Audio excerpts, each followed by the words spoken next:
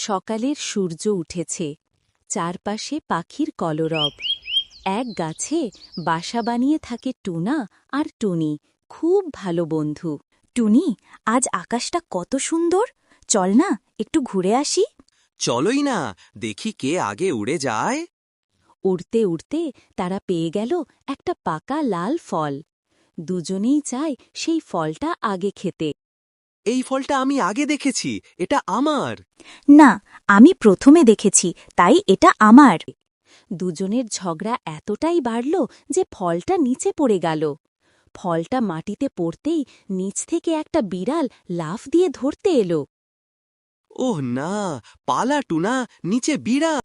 তাড়াতাড়ি উড়ে চলো, আমি তোমার পাশে আছি। দুজন একসাথে উড়ে গেল দূরে গাছের মাথায় নিরাপদে। দুজনেই হাঁপাতে হাঁপাতে গাছের ডালে বসে। তারপর তার দুঃখিত টুনা, আমি ঝগড়া না করলেই হতো। কোনো সমস্যা নেই টুনি, বন্ধুরা তো একে অপরের পাশে থাকে। তারা আবার একসাথে গান গাইতে শুরু করল। বন্ধুত্ব মানে একে অপরকে ভালোবাসা।